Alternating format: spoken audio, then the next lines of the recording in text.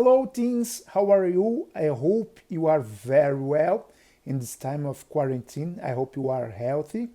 And today we're going to talk about parables. De novo, né? Nós estamos estudando sobre parábola e hoje nós vamos falar sobre uma parábola em particular, que é a parábola do... Hello teens, how are you? I hope you are very well in this time of quarantine. I hope you are healthy. Today we're going to talk about parables. More specific, nós vamos falar sobre a parábola do semeador que Jesus contou. Muito bem? Nada melhor do que ver uma própria representação do Jesus contando a parábola. Então, assiste aí.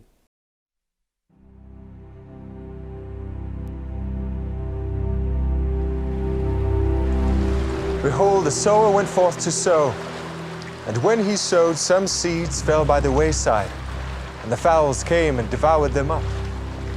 Some fell upon stony places, where they had not much earth, and forthwith they sprung up, because they had no deepness of earth. And when the sun was up, they were scorched, and because they had no root, they withered away. And some fell among thorns, and the thorns sprung up and choked them. But other fell into good ground, and brought forth fruit. Some 100-fold, some 60-fold, some 30-fold. Who hath ears to hear, let him hear. Muito bem, vocês viram então Jesus contando essa parábola do semeador, e uma coisa interessante é que logo depois, quando Jesus está sozinho com os discípulos perguntam para Jesus o que significa essa parábola. Diferente das outras parábolas, Jesus a explica, dá o significado, porque normalmente Jesus contava as parábolas e saía, deixava as pessoas pensando o que era que Jesus tinha falado. Mas o que é interessante aqui é que quando os discípulos perguntam para Jesus o significado da parábola, em Marcos capítulo 4, versículo 13, Jesus dá uma bronca nele. Jesus é very tough with them. Jesus said, ué, vocês não entenderam ainda? Olha o que Jesus fala. Como que então vocês vão entender as outras parábolas se vocês não entenderam essa? Parece que essa é a parábola base para que a gente possa entender todas as outras parábolas. Afinal de contas, está falando de uma coisa muito importante, que é a aceitação e a frutificação da palavra de Deus em nossos corações. Bem, já que estamos falando de parábolas, você sabe que as parábolas são analogias que têm personagens, têm objetos que têm um significado na nossa vida real. Vamos ver então algumas analogias, alguns significados de alguns elementos dessa parábola. Nessa parábola nós temos a semente, nós temos o semeador, nós temos o solo, nós temos os frutos e óbvio que nós temos ali os pássaros, nós temos ali as pedras, mas vamos nos ater aos elementos mais importantes, falando da semente. O que é a semente? O que significa a semente nessa palavra? A semente nada mais é do que a palavra de Deus, o que Jesus tinha para pregar. Essa é a semente. O semeador, na verdade, em primeira instância, em primeiro momento, era Jesus que estava pregando, que veio para pregar. Ele é o semeador. E, posteriormente, todos aqueles que pregam a palavra do Senhor, os pregadores, os professores, enfim, todos aqueles que pregam a palavra do Senhor. O solo, o que significa o solo? O solo é o coração daquele que ouve a palavra do Senhor. E nós temos ali em Marcos, capítulo 4, versículo 20, uma menção que Jesus faz, que é dos frutos. Para aquela semente que frutificou, ela faz menção dos frutos. Veja que o fruto é a reação positiva de quem ouve as palavras. Porque o fruto é aquele que se torna um discípulo de Jesus. Significa que ele ouviu a palavra e colocou em prática. Bem, para a gente entender bem essa parábola, vamos analisar ela de acordo com o contexto em que ela foi contada. Naquela época, os semeadores, os agricultores utilizavam de técnicas muito diferentes das que nós temos hoje. Eles, por exemplo, andavam com uma bolsa do lado tipo um embornal, carregando do lado no seu lado, e as sementes iam ali. Ele ia tirando essa semente e jogando no solo. Obviamente que o semeador não tinha muito controle de onde caíam essas sementes. Algumas sementes caíam em terrenos em que o semeador, sem saber, jogava no meio de espinhos, de ervas daninhas, de outros elementos que sufocariam a planta. Outras sementes caíam no meio de rochas, no meio de pedregulhos. E também existia uma delimitação no meio dos campos onde o semeador precisava passar, onde as pessoas precisavam caminhar, que seria o meio do caminho. E algumas sementes também caíam ali. Era algo muito comum para acontecer naquela época. Lembre-se que Jesus aproveitava para contar essas historinhas de acordo com a realidade do momento. Que como Jesus é inteligente, como Jesus é maravilhoso, porque ele contou parábolas que eram tão atuais naquela época como são atuais hoje, 2000 anos depois, continuam muito atuais. Vamos lá então e vamos analisar então o que aconteceu com cada uma das sementes. A Bíblia diz, na parábola, que o primeiro grupo de sementes caiu na beira do caminho. Lembrando que a semente é a palavra de Deus e o solo é o nosso coração. A semente que caiu na beira do caminho, a Bíblia diz que alguns pássaros vieram e comeram aquelas sementes, ou seja, a semente nem teve tempo de germinar, de gerar frutos. O que Jesus está querendo dizer aqui é que enquanto Jesus está pregando a palavra, o diabo manda suas aves para tirar essas sementes, para não deixar essas sementes frutificar. Por isso que ela cai na beira do caminho. Porque, na verdade, a beira do caminho significa que a palavra do Senhor até foi ouvida, mas pode ter sido ouvida por pessoas que não tinham interesse e nem queriam ouvir a palavra. Pessoas que talvez não entenderam a palavra. Ou talvez pessoas que estavam muito distraídas na hora de ouvir a palavra. Jesus estava querendo dizer que enquanto ele estava pregando a palavra, ou enquanto essa pessoa está ouvindo a palavra, a semente que caiu na beira do caminho significa aquele que nem sequer colocou em prática, nem sequer conseguiu pensar, cogitar a respeito dessa palavra direito. As aves do diabo vieram muito rapidamente e tiraram essas sementes dali. Isso se aplica para nós, por exemplo, as coisas que nos distraem. Você pode, nesse exato momento, eu tenho certeza, eu tenho convicção que eu estou pregando a palavra de Deus para você.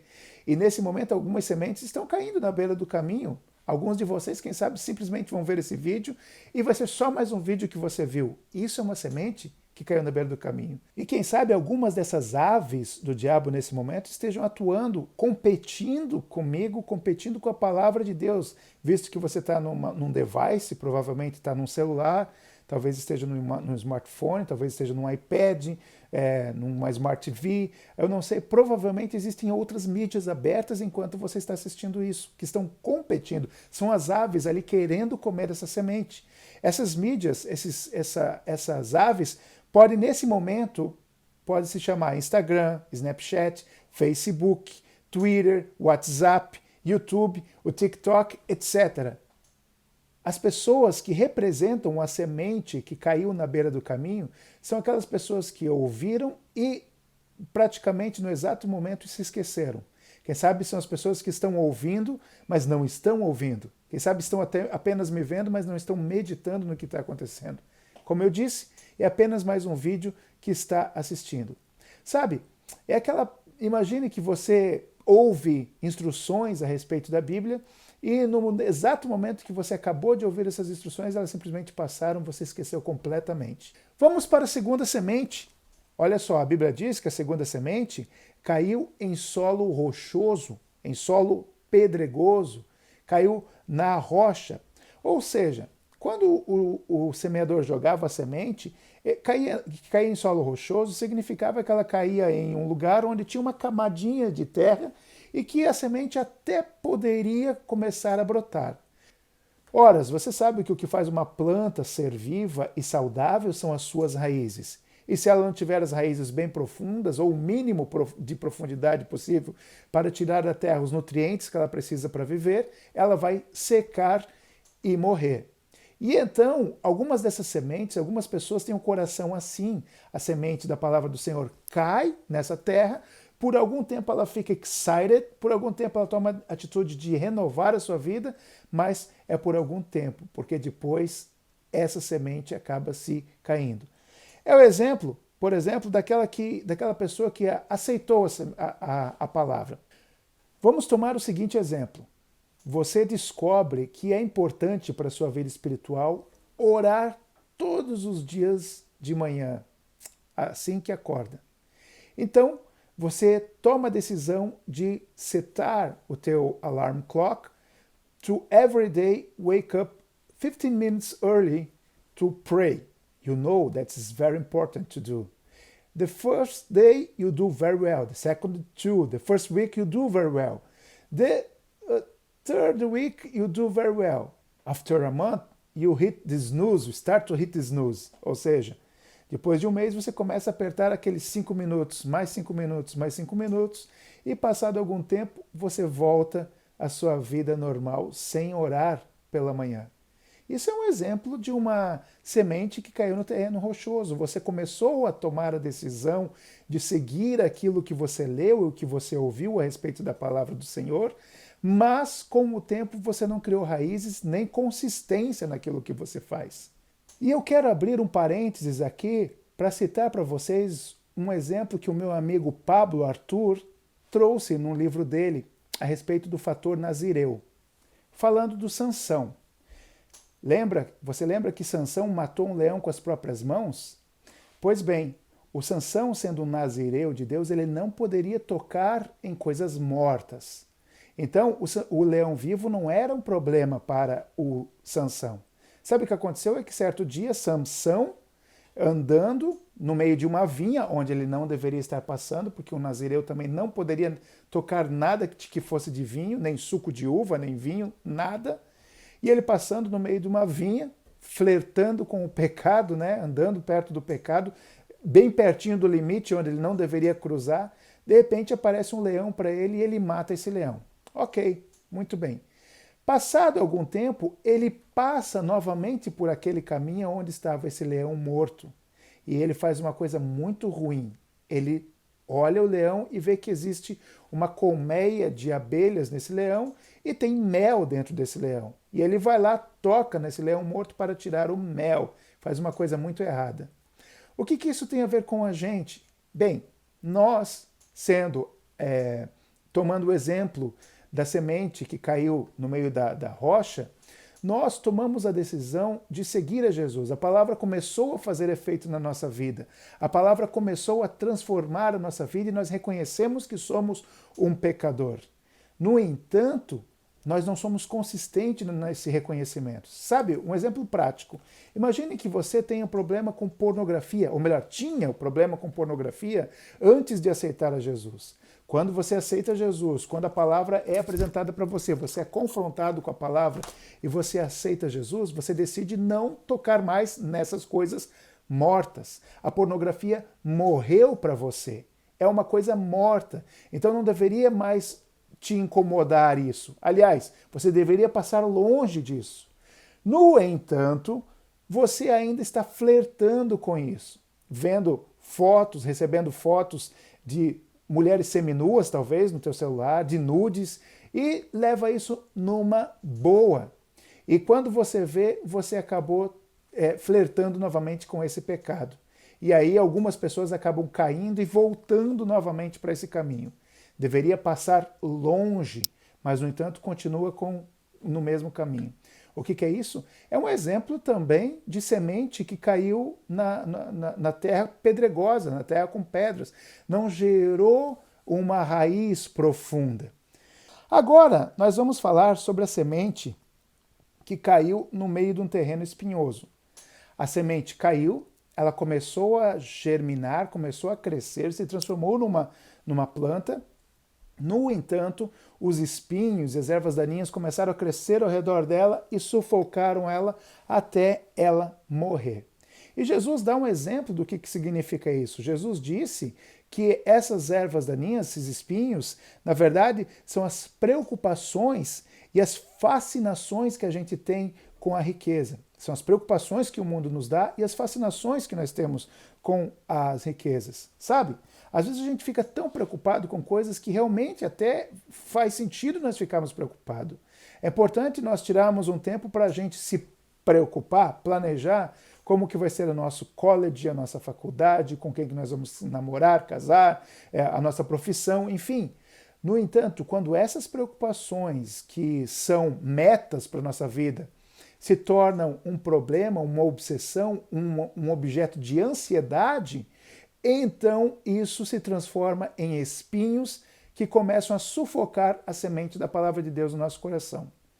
Quando essas preocupações se tomam o primeiro lugar do nosso pensamento e do nosso coração, então isso significa que a palavra de Deus está sendo sufocada por essas frustrações e por essas preocupações que nós temos no nosso dia a dia. Sim, tem outras pessoas que são tão ligadas com tantas atividades. Eu tenho visto muito aqui isso na América, sabe? Pessoas que acabam simplesmente... Eu tenho visto muito acontecer isso na América. Pessoas que são tocadas pela palavra do Senhor, decidem seguir a Jesus, mas começam a se envolver com tantas atividades, começam a trabalhar num time...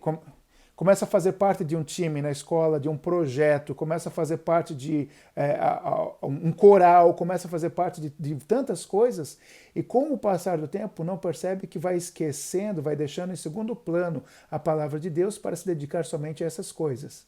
Muito bem, e aquilo que era para ser uma bênção, aquele time que ele estava treinando, que era para ser uma bênção na vida dela, aquele coral que ela estava treinando, que ele estava treinando na escola, que era para ser uma bênção, começa a ser espinhos, sufocando para que a pessoa não tenha mais tempo de ouvir a palavra do Senhor. Sabe? Os homeworks, as tarefas da escola, enfim, começam a ser espinhos. São as preocupações, as ansiedades com a vida e também as fascinações com a riqueza que nós temos. Olha só, com as riquezas que nós temos. O problema desses espinhos é quando as coisas ou se tornam uma ansiedade constante nas nossas vidas, ou se tornam ídolos das nossas vidas, tomando o nosso tempo, a nossa mente e o nosso coração. Esses são os espinhos. E por fim, então vamos falar da semente que caiu na boa terra, que eu espero que seja o teu coração e o meu coração. A semente que caiu na boa terra é aquela que faz com que aquele que ouviu a palavra do Senhor comece a colocá-la em prática e comece a transformar a si mesmo e comece a dar frutos. Veja que interessante, quando Jesus termina a explicação da parábola para os discípulos, olha o que Jesus fala. Ele diz o seguinte, no capítulo 4, versículo 20 de Marcos, o seguinte: outras pessoas são como a semente lançada em terra boa. Ouvem a palavra, aceitam-na e dão uma colheita de 30, 60 e até 100 por um. E uma coisa que eu acho lindo aqui nessa conclusão que Jesus traz é que nós, como terra boas, fomos chamados para frutificar. Fomos chamados para trabalhar no reino, lembra da metanoia, para transformar a nossa mente. E o que eu acho lindo é que Jesus fala que uns foram chamados para dar 30, outros foram chamados para dar 60 e outros foram chamados para dar 100. Jesus não está fazendo distinção de que aquele que foi chamado para dar 30 tem menos importância do que aquele que foi chamado para dar 100. A única coisa que Jesus fala aqui é que você dê fruto. Então, Jesus espera que uns dê frutos diferentes dos outros, que um tenha talentos a ser desenvolvidos diferente dos outros. Jesus não espera que todos tenham a mesma produção. Jesus espera que todos produzam. Faz uma grande diferença. Eu até vou repetir. Jesus não espera que todos tenham a mesma produção. Jesus espera que todos produzam. E tanto aquele que produz 30 quanto aquele que produz 100 tem a mesma importância no reino de Deus. O importante é que o seu coração seja como a terra boa, em que a semente, que é a palavra de Deus, caiu e possa produzir fruto. Eu espero que, após ver essa aula, você comece a colocar em prática, ou pelo menos pensar mais a respeito disso. Que terra que é o seu coração? Pense nisso.